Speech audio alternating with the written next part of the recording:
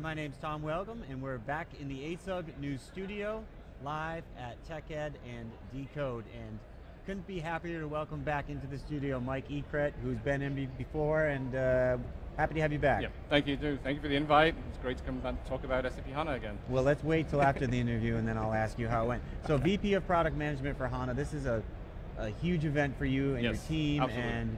And Bjorn's keynote yesterday was really interesting. I mean, I think what got lost in there a little bit is there was a lot of cool news in there. Absolutely. And we want to, so let's maybe go back into your Rolodex here. You think about yesterday, what was the most important, you think, customer-facing news?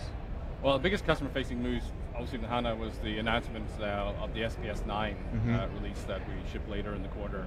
And this really is a huge release. If you look at the prior releases, we always thought they were large. This one is very big for our customers. Things like the new multi-tenant capabilities, the multi-tenant database containers, the new data tiering, the new embedded streaming capabilities, smart data streaming.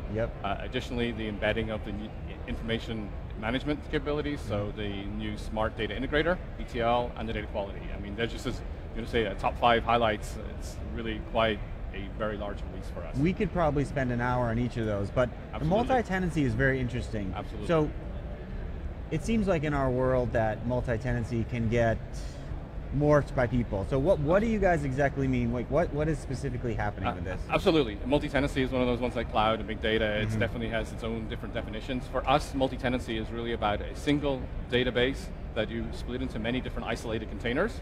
So each container has its own isolation from a workload management, from a security, absolutely from a security perspective, that's absolutely clear. Can be backed up, recovered independently, but they share the same HANA executables, they share the same HANA infrastructure. So this is not multiple HANA databases installed on a same hardware. This is really one HANA system database with many different containers. So you could have an ERP system, a BW system, native data marts, a predictive application, all running in individual tenants, all managed with different users, different isolation levels, but sharing the same level of executables. Awesome. So I'm a customer, and you just told me that. So I'm like, okay, so Mike, what is that really like? Am I going to save money? Is my data going to be safer? What does that mean? So multi-tenancy brings a number of things. So obviously, most people think about it in the cloud, but it's very much for an on-premise customer as well. The value we see is that people can consolidate landscapes. They don't have to think of complete different server landscapes from sandboxes, development, QA, production, being on separate servers. They can share the same infrastructure. So that's pretty big. Yeah, absolutely, very big. Yeah. So in the past, we had something called MCOS, multiple components, one system, which is multiple databases we didn't really support in production because there was no way to isolate the workloads, and we didn't want workloads trampling on each other. So HANA to be isolated. And that's really, if you think about it from the customer value perspective, is they want the assurances that I have different workloads, one user debugging, or one user being a very bad user, writing very poor code, crashing, another tenant, so we have that isolation layer from the workload management, but also security.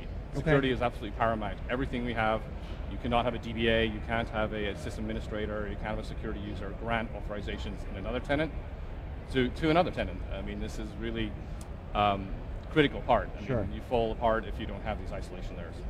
Does security still come up in conversations? I'm not saying customers aren't concerned about it, but do they just expect you guys to provide the highest level of security? Well, I would say it's actually expected. I mean, if we're going to deliver a multi-tenant solution, particularly for on-premise, most people have a lot of isolation inside their own firewalls, but this is the same solution we'll use in the cloud.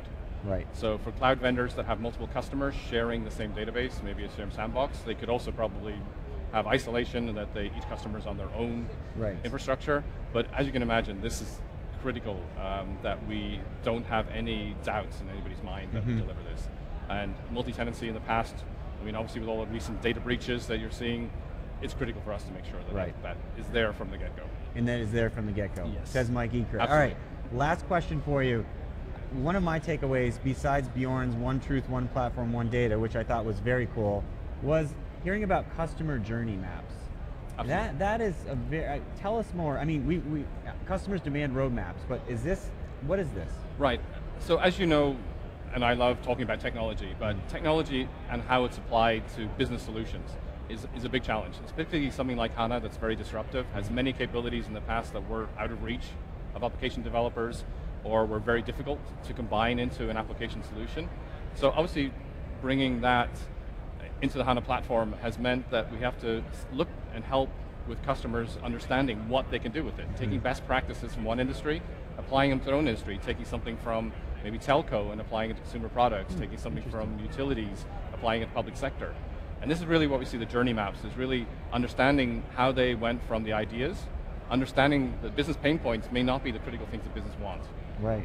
They may determine, oh, there's actually something bigger, that if we could do this while solving a pain point, it's even more exceptional than just saying, let's do the latest maintenance patch application. So I think really we also listen to the ASAG survey results to say that we need help on understanding the value, understanding what should we do when, and understanding how we take a technical roadmap and apply it to our business. Because at the end of the day, it's a business consumption. It's not technology for IT's sake. Exactly, and that's a great way to end it, Mike. Thank you for coming in, we appreciate it. And thank you, Tom, thank you again. Hopefully next event we'll talk again. We certainly will. Thanks a lot. For more customer stories and inside SAP information, please go to asagnews.com.